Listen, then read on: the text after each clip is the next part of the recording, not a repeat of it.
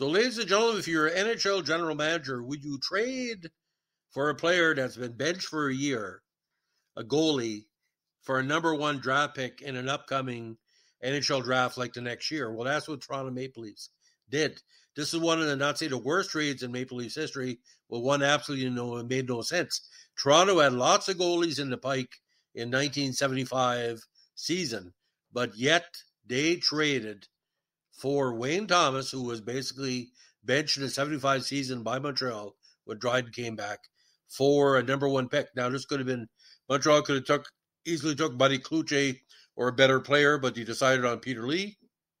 No disrespect to Peter, but he never panned out in Montreal and ended up in Pittsburgh.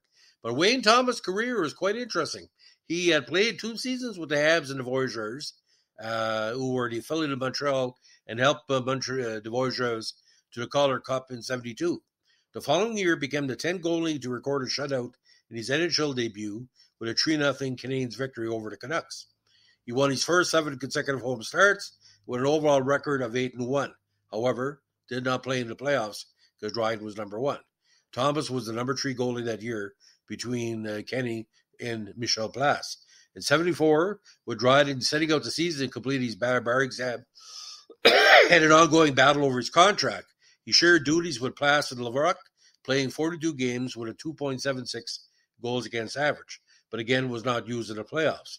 On March 10, 74, he set a Canadiens record with 53 saves and a 5-4 victory against the Penguins, a record that has since been tied by Carey Price. Now, the 4th best goalie by average in NHL that year, he was Montreal's winner of that year's Molson Cup. However, in the 75 campaign, it was agreed with Sam Polock that Thomas would not play and not be sent to the minors, be as a number 3 to back up Dryden as number 1 and Larocque as number 2. Now, Thomas was frustrated, but said publicly he was appeased when Montreal GM Sam Polock advised him that the squad intended to not utilize him, but would trade him for a good situation in the offseason. That was a number 1 pick for the 76 draft. He did play in the 76 All-Star game that year and recorded the win. After 2 years in Toronto, and Toronto didn't need any more goaltending. You had Mike Palmateer and other goalies coming up. He became expendable upon the emergence of Mike Palmateer. And Toronto never traded him. They put him on the waiver draft, and they used him as a backup to John Davidson. And, of course, he helped the Rangers to 7-up Cup final and was a number 1 in New York when Davidson suffered some big injuries over his years there. He played 4 seasons with the Rangers and eventually retired in 81.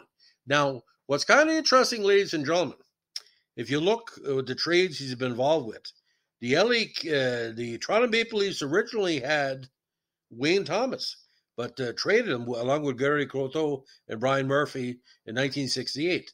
And Montreal got him for a bucket of pucks in 1970 for Greg Boddy, Rushmore, and Thomas. At the time, ladies and gentlemen, I think Montreal had 7 goalies in the pike in 1970. You had Philip Muir, Rogie Vachon, Dryden, Wayne Thomas. Michel Larocque was around or being considered. Glenn Rush was a draft late, early draft pick. But Peter Lee never panned out for Montreal, so again.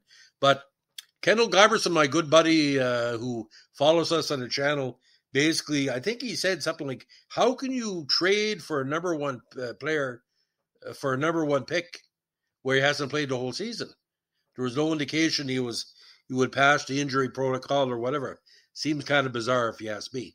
So, ladies and gentlemen, that's a strange story of a hockey player who was benched for a year and traded for a number 1 draft pick to a contending Stanley Cup contender who gave up a number 1 pick.